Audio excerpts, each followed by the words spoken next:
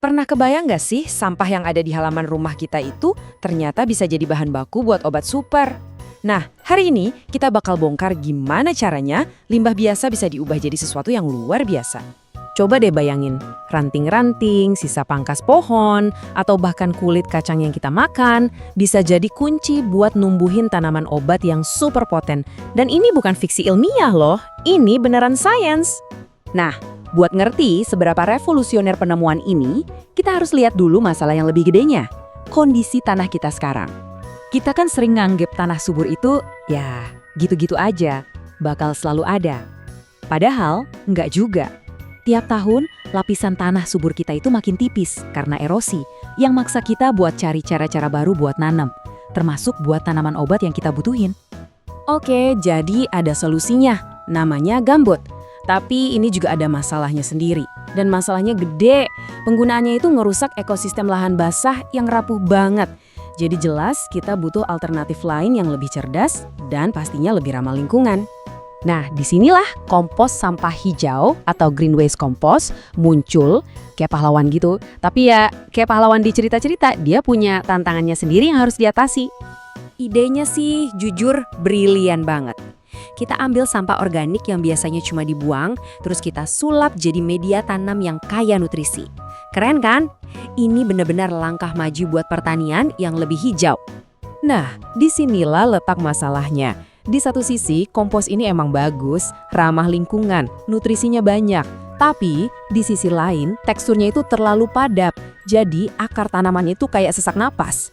Ditambah lagi, kondisi kimianya nggak seimbang, yang malah bisa bikin pertumbuhan tanaman jadi terhambat. Jadi, idenya bagus, tapi eksekusinya belum pas.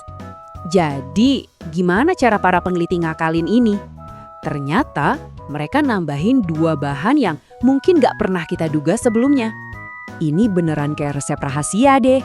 Ada 2 bahan kunci. Pertama, kulit kacang matang. Ini gunanya buat bikin komposnya jadi lebih gembur, nggak padat lagi. Terus yang kedua, asam humat. Nah, ini tugasnya kayak penyeimbang.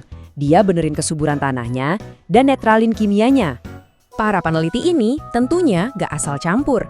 Mereka ngelakuin eksperimen yang proper.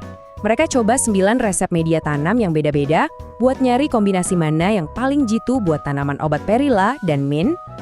Oke, dan sekarang bagian yang paling kita tunggu-tunggu. Hasilnya, yuk kita lihat apa yang terjadi sama tanaman-tanaman ini. Kemenangan pertama, resepnya sukses besar. Semua masalah yang tadi ada di kompos murni, sekarang beres. Media tanamnya jadi jauh lebih ringan, bisa nahan air lebih bagus, dan yang paling penting, pH sama nutrisinya jadi pas banget buat tanaman. Dan hasilnya kelihatan banget. Tanaman-tanaman ini bukan cuma sekedar tumbuh, tapi benar-benar subur. Jauh lebih besar, lebih berat, pokoknya beda banget. Nah, seberapa gede bedanya? Angka ini ngejelasin semuanya. Berat tanamannya itu 2,7 kali lipat lebih berat. Itu bukan cuma peningkatan kecil-kecilan, ini lompatan yang drastis.